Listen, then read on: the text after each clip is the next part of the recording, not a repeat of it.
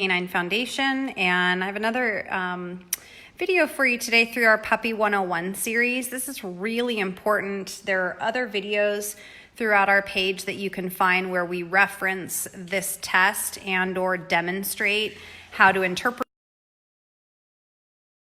dogs that we've tested and assessed and show you this particular test in action on some level. So I do encourage anyone who's particularly interested in this theme to do a search in our Facebook page or our YouTube channel for Temperament Test, Puppy Training 101, some of those key phrases of, puppy aptitude test or choosing the right puppy for you, puppy selection, any of those sort of keywords are going to be valuable in looking back on old content that we might have provided for you that would help you to understand how we get the information that we get about what a puppy needs in order to be most successful going forward in their life. When you go through the process of utilizing a medium like this, whether the Volhard test or something else, you get a lot of insight into your dog's temperament and disposition, and how they're built from a genetic standpoint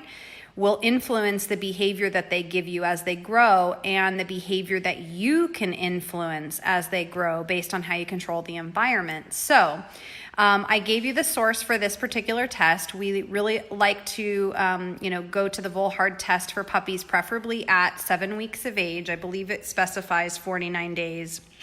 This time, we're going to show you the test on a puppy that is probably about age 9 weeks, but we don't have any, verified 100% accurate information about the litter that came in. So it'll be a little bit late, but as the test will tell you, I believe it is back here somewhere. After choosing a breeder, it gets into getting a dog from a shelter. And so as the document will tell you, don't overlook animals in the shelter as a source for good dogs. There's definitely secondhand dogs. And the same is true with running this test delayed. It's okay to run this test later. It's just going to give you some slightly different information. And more importantly, the 49-day marker is about what's the best case scenario to do this at the test at that point in time based on development, because now you'll have information early enough to take action and make the changes or affect the behavior development, and temperament development that you want to, rather than being later down the line and running the test and potentially running into more fear periods or having limitations on how you shape the dog's behavior. So hopefully that makes sense to everybody. Just to be clear, do not run all of these tests on a dog you do not know. Some of them are flipping them on the back. That is not something you would do as an adult shelter dog that you've never experienced. Correct. I'll get to that in just 2 seconds here. So that's okay. You have a good point. So what Kai is commenting on here is the pieces of the test I was going to show you before we actually run them, because I'm not going to do a lot of narration, if any, while the test is actually run. So the important notes is, as she indicated, there's 10 actual tests or little segments. Here's 7 of them. And then I have the 3 on the second page. You don't run, as Kai is saying, you don't run all of these tests the same way on every dog at any age. It is very important that you understand that, having that dog flipped over on their back for social dominance testing, for example, is not something we advocate you do outside these test parameters on a dog that's, say, a 3-year-old blue-nosed pit bull in your local humane society. That ain't smart, is it? Look at their faces. Don't do it. Just don't. So, and Elias is here, by the way. Yay! So this is really important to respect, that the test is designed for babies. That doesn't mean you can't apply the concepts to adult dogs, but you're too late in affecting certain changes or gathering certain pieces of information if you're not working on a young puppy, okay? So that is a massive disclaimer. She's absolutely right. And it's that these things are to be done with puppies 49 days of age, ideally. We're going to work a couple weeks later than that. It's fine. We're not in danger of getting bitten, having some of these issues that we might if we tried to do some of these restraints and things with a dog that is massively fearful, has a bite history potentially, or is just too old to, accept that kind of information. How to test is broken down here. I'm not going to go through each point. I just wanted to show you this is comprehensive in its explanation. This entire packet is about 12 pages, and it'll walk you through the fact that you need to put the puppy in a room that they're unfamiliar with. So a location they're unfamiliar with, but it does not mean they have to leave the house. 10-foot square area is adequate, a room where they haven't been yet. So we're going to use our office. You test the puppies one at a time. You limit the people in the room to the people involved in the testing. And it has to be a tester, thanks to our buddy Elias, that the puppies haven't interacted with ideally. They've never met this person, okay? They're tested before they're fed. They're tested when they're at their most energetic. And you're not testing a sick puppy, things like that. So make sure that you reference those details when you work through the packet. It'll tell you how to test. It'll explain each test segment. What kind of information are you trying to gather here? And then it'll give you the actual scoring sheet, okay? So the scoring sheet on each of the 10 segments has several options within it, and these can be hard to interpret in some cases. You may get a little bit of a blurry option. You're not sure if you should go one way or the other. The test will tell you the first reaction of the dog is the one you score, and you're just going to have to do the best you can to select the way the dog responded. So in the instance of elevation dominance, holding that puppy up high, does it struggle fiercely? Does it struggle fiercely and try to bite? Does it struggle, settle, then struggle and settle again? Is there no struggle and they are relaxed? Is there no struggle but they are stiff? And is there no struggle but they are very frozen? These numbers correspond to your ultimate score at the end. And when you have a cumulative result where the dog gets mostly one number or the other, which you'll see here, mostly 2s, mostly 3s, mostly 4s, mostly 1s, mostly 5s. There's going to be information of a general reading on the dog's disposition and temperament based on mostly, okay? So we're going to just run Nux through this test, and I'm going to just deal with the camera for you guys, but not really be involved in saying much or handling much. He's outside still, right? And Elias will be the handler, the neutral person the puppy hasn't had this interaction with before. And then Kai will score based on that list. So any questions, you guys, feel free to shout them out. I'll answer them for you. There's another video that you can absolutely access, like I said, very recently, where Kai shared about her own dog Finn's results. What was it, 5s or 6s? He was mostly 5s and his only other score was 6s. Okay, so he was mostly 5s and his only other score was 6s. And that video you can search for information. Like I said, look for keywords like temperament testing, puppy selection, puppy 101. Mostly 5s, fearful, shy, needs special handling, will run away at the slightest stress. Strange people, places, different floor or ground. Hey, Bill. Surfaces may upset it. Often afraid of loud noises, terrified of thunderstorms. When you greet it upon return, it may submissively urinate. Needs a very special home where the environment doesn't change too much, where there's no children. Best for quiet elderly couple. If cornered and cannot get away, it might bite. And then it had some 6s. So independent, it doesn't need you or other people. Doesn't care if it's trained or not. He is his own person, unlikely to bond with you since he doesn't need you. A great guard dog for gas stations. And do not take this puppy and think you can change him into a lovable bundle. You can't, so leave well enough alone. This is accurate. So that's where he started. But because the test was done immediately upon bringing him home, and she immediately addressed and compensated for this disposition and the aspects of it that would not work for her lifestyle and goals or for his optimal health and happiness long-term, Kai immediately started addressing those things and treating him as a fearful dog who needed to do a ton of scary things, right? Taking him everywhere, exposing him to loud noises, helping him to become stressed and recover from that stress, building confidence like crazy, and dramatically, intentionally moving towards building an adult dog that would not be limited by these scores, but that would be served by them, okay? So I just want to draw your attention here to the fact that when you are responsible, when you have ownership of what's in front of you, when you're conscious and intentional and you say, okay, this is the dog I got, okay, maybe you didn't mean to choose that one, but this is the dog I got, and you start to work determining to do whatever you can to create an improvement, shift that result to what will serve, you can get great changes when you're early on in the game. It's a lot harder. Let me just flip you guys around so you don't have to look at papers forever. It's a lot harder when the dog is 1 year, 2 years, 3 years, 10 years down the line. You're much more limited on the changes that you can create, right?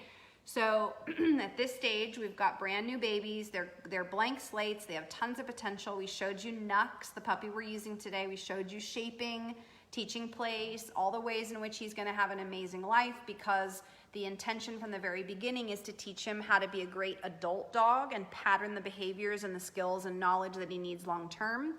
And then in the assessment here of the temperament, it will give further insight into his areas of strength and weakness, and it will change how the lifestyle should be structured for optimal development and balance. Okay? You guys all clear on that? Hopefully I'm not missing any comments because nothing's come through.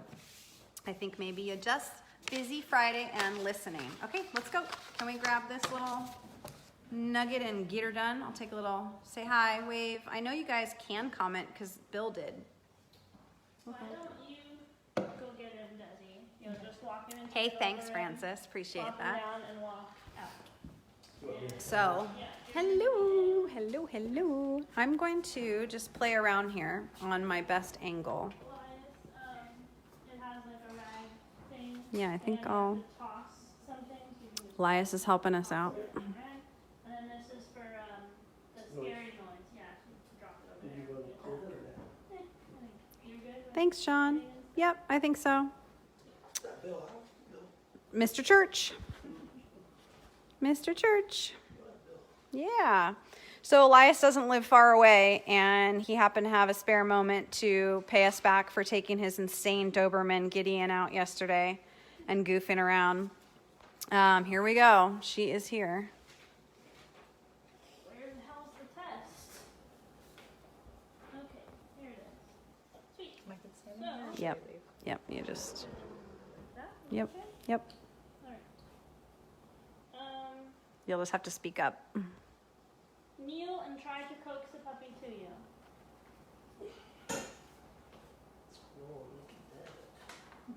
Yeah, you can pet him.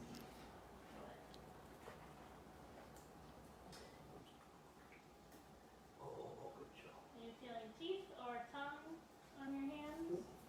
No?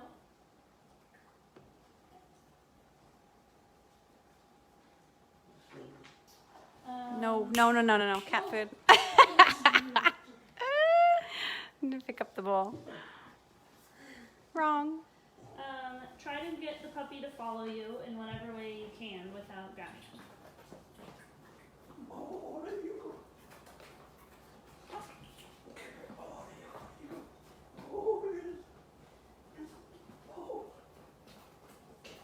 Okay. Crouch down, gently roll the puppy on its back and hold for 30 seconds. You can encourage him over to you. No food. What?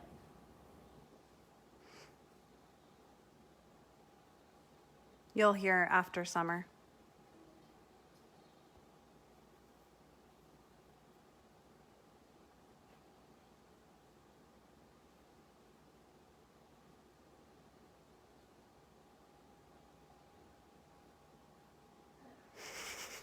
Alright.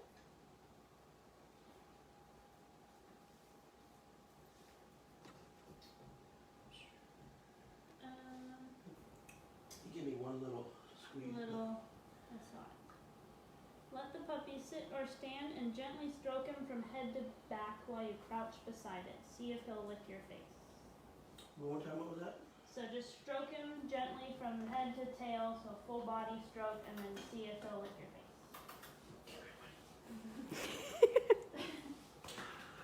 There you go. Oh. Yeah. Oh, there you go.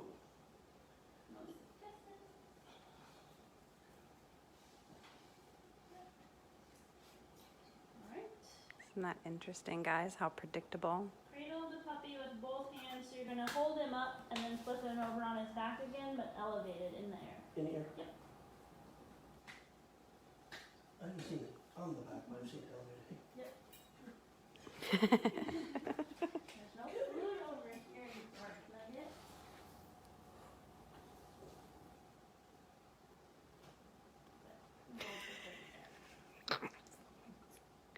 I cannot.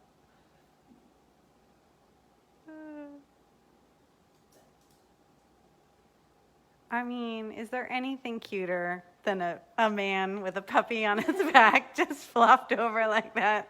Alright,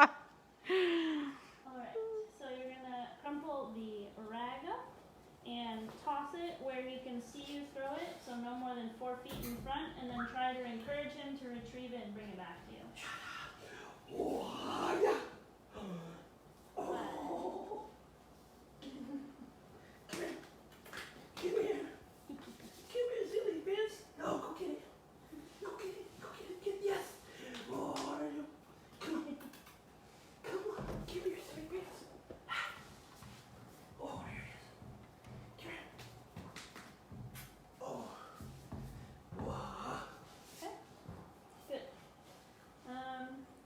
You're going to get the webbing between one of his front paws, press lightly, and then gradually increase the pressure until he shows signs of discomfort.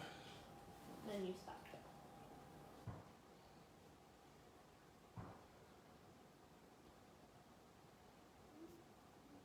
Seems like it's going pretty hard before he nibbles you, yeah?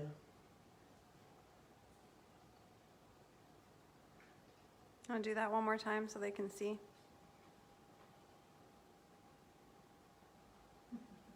Good. That's so easy to do when you meet a puppy, you guys. Squeeze between their toes. Awesome, Allie. Well, so we'll try to get him into the center, and then you're going to drop the bowl on the edge of the room, so about 5 or 6 feet from the puppy. Where is he? Yes, they're in the cat. But Can't see because of you. There we go. Try not to have him chase it.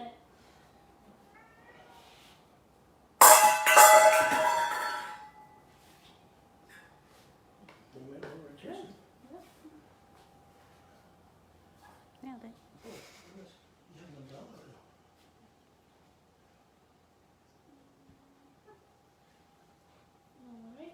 Want to do that one more time, Elias, since he's not paying attention to you? That'll give people another example. Now. Oops. That window is very good. So what matters, guys, is whether the dog becomes terrified and avoids the object. You'll find, good example, you'll find that when we go through the results, there's lots of different ways that the pup can respond to this with, you know, confidence, security, fearfulness, suspicion.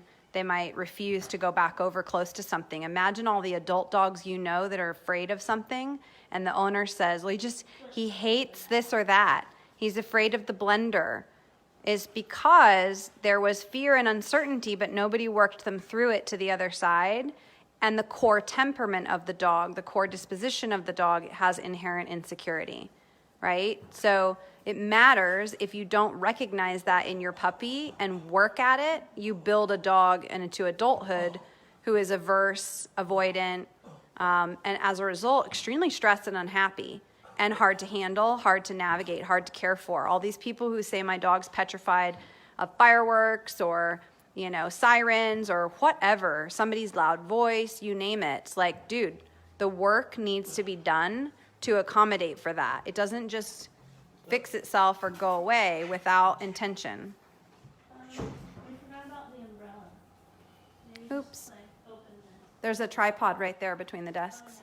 Okay, so yeah, go ahead and just open one of those tripods. This dog is showing really nice, which is why he's in our program. Kai literally did these tests roughly when she met the entire litter at the other rescue, and it's why she brought them home. So this is a test right here in case you guys weren't hearing that. Usually it's an umbrella. You're looking for how curious is he about the thing that's weird. Does he approach it? Does he consider it after being afraid, etc.? That's it. That's it? the test. Okay. Grab your dog. You did something. By the way, she's taking him home. Yay! Adopted!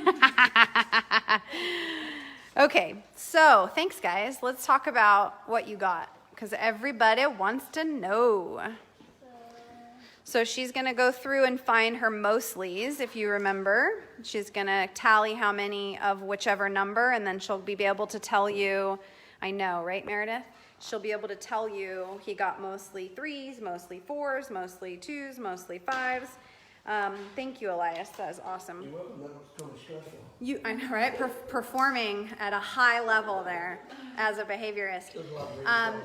Let's talk about a couple things really quickly. If the puppy's already met someone that does the test, it's a false result because they're familiar, meaning they've gotten over potentially their nervousness of strangers. They've gotten over potentially any handling boundaries or barriers that person has communicated with the dog before, and there's too much comfort, familiarity. You're getting a false read on how the dog's stability might be. So it has to be someone that hasn't done these things, that hasn't interacted with the dog in this way before, and it has to be in a neutral environment, because we change the environment for a dog and we often see their stress go up, right?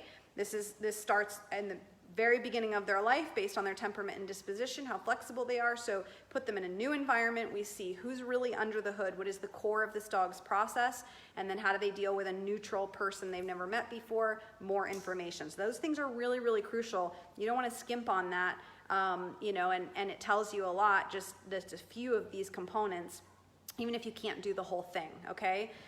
So I'll go ahead and turn it over to what you found. So he got mostly 3s, technically. So that, by the test, means can be a high-energy dog, may need lots of exercise, good with people and other animals, can be a bit of a handful to live with, needs training, does very well at it, and learns quickly, great dog for second-time owner.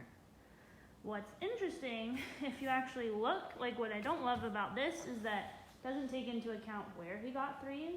Mm-hmm. What he got 3s on is essentially attraction and like manipulability by humans. So he got 3s on only half. It's just that the rest of them were not all also the same number. So he's still in mostly 3s. Those are his actual scores.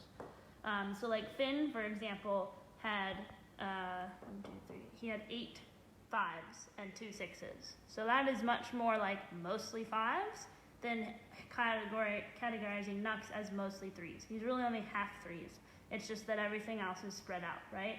So if you're looking at drives, like this is essentially high pack drive and not a ton of dominance, but also not super submissive. That's what his mostly 3s mean. If he had mostly 3s on this half of the test, it would be a very different personality, even though you could still say he's mostly 3s.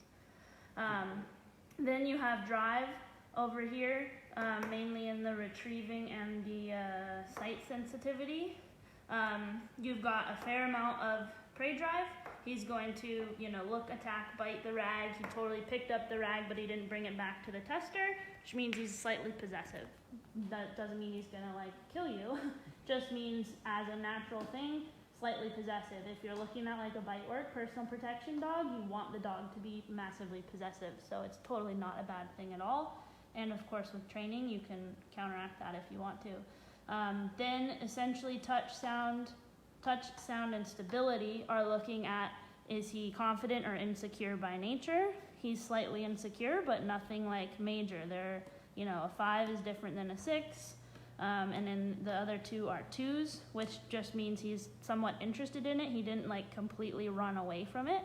That would be 4s and 5s, where dog is out of his mind, scared of the bowl dropping or the umbrella. So overall, very well-rounded dog, tends to be a little bit insecure with new things, but recovered quickly.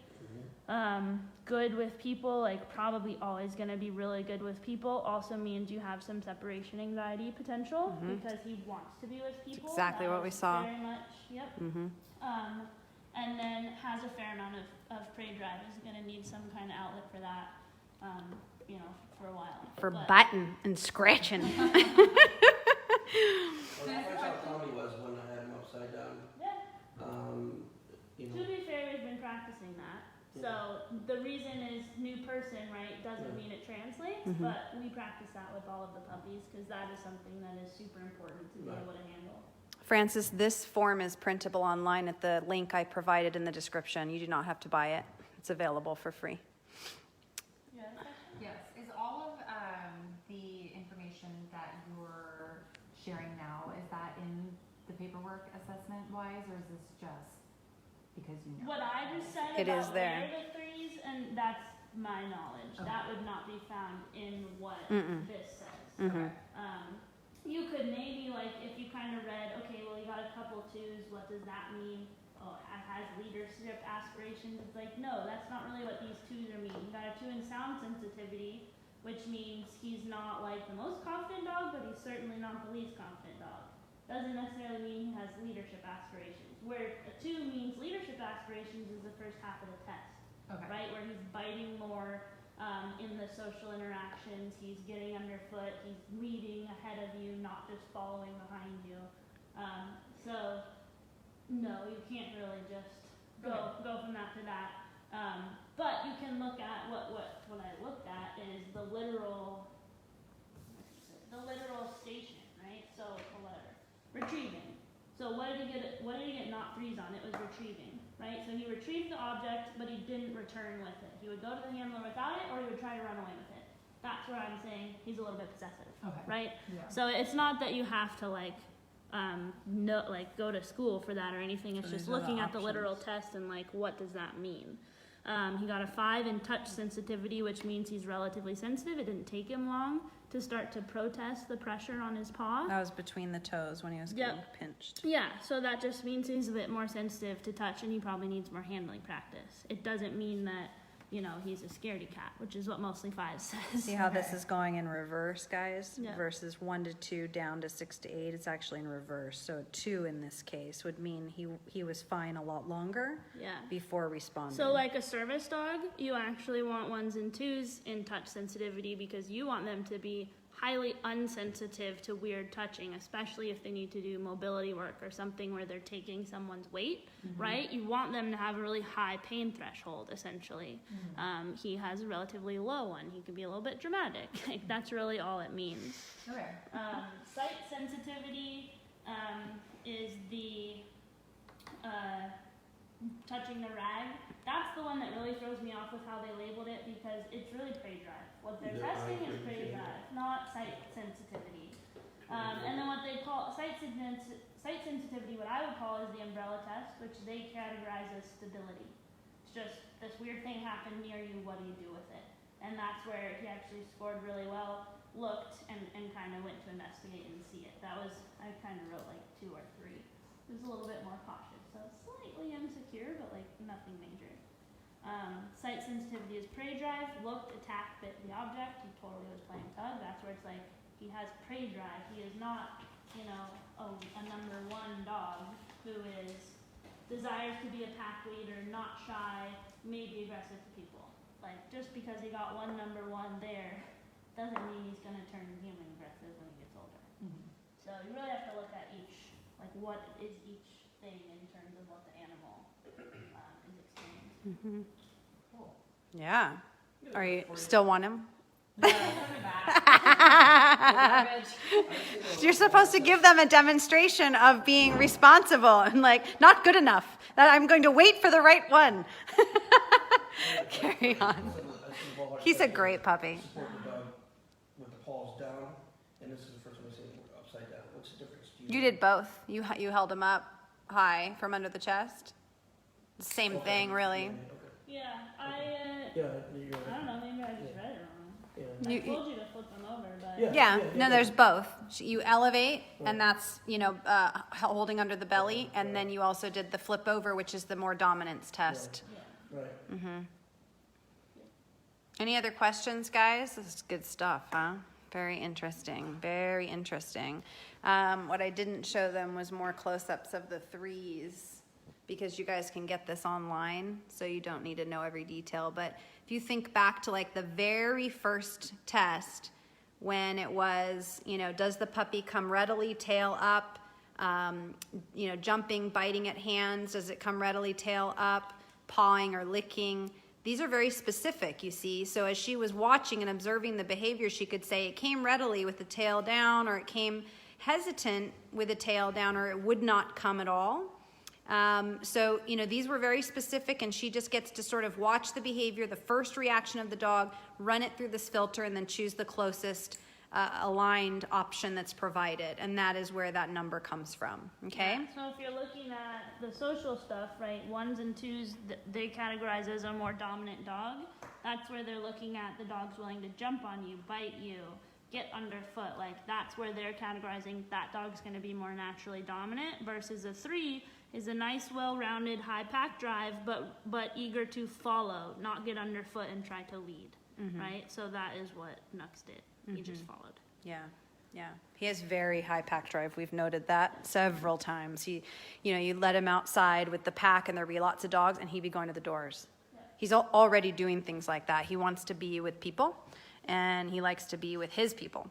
Do you ever retest this after some training has been done? You can. You're not going to change the inherent core of the dog. I mean, I'd say go look at the post that I did with Finn. Like, if any of you met Finn, you would be like, no, he's not 5s and 6s. But if you put him in a massively stressful situation, he still is.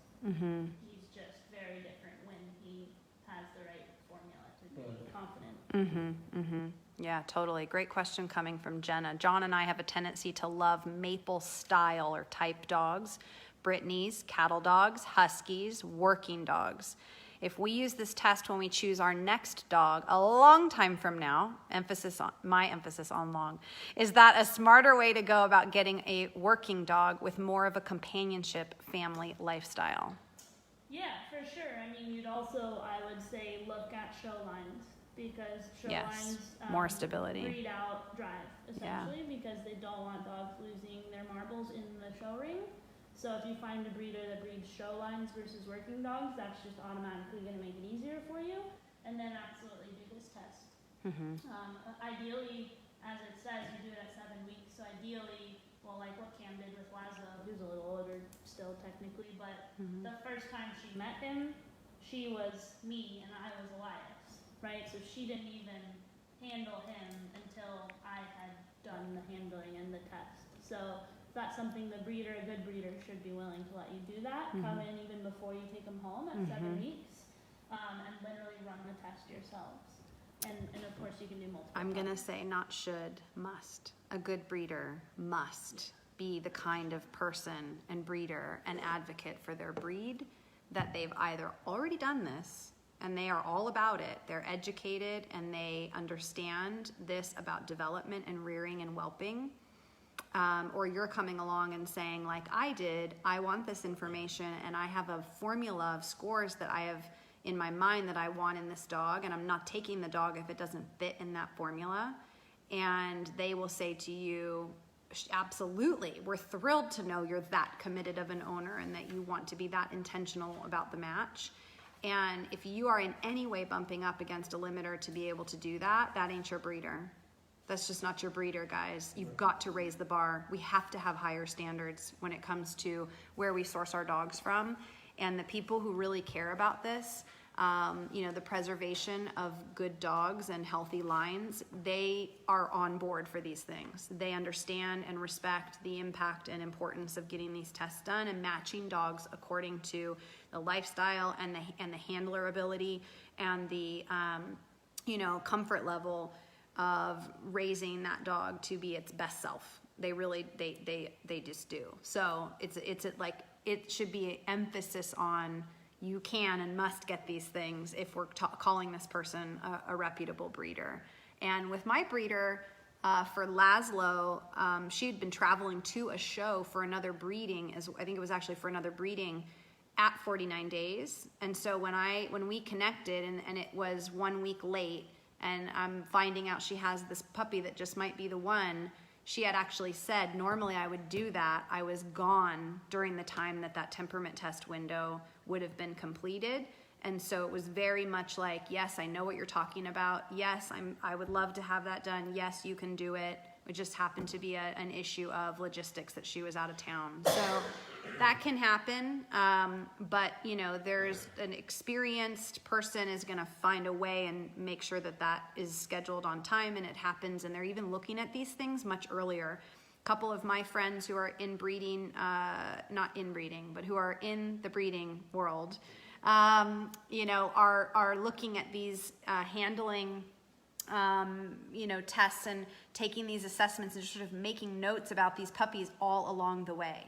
They're not even waiting to 49 days. They're doing this sort of all along the way, and then they'll do it officially and record it and be able to tell a buyer, here's what we've got in this dog. I mean, a really good breeder should be able to say, what is your lifestyle? Yeah. Oh, good. This dog was mostly threes. Yeah. And here you go. And you can't have that one. You may not. You're attracted to that one? No, you may not have that one. That one needs a dog trainer or whatever. Mm-hmm. Or just a second time owner. I mean, Yeah. or whatever. Totally. I think that's what Riley's breeders did. Mm. They told me which dog was right for us when we got her. Nice.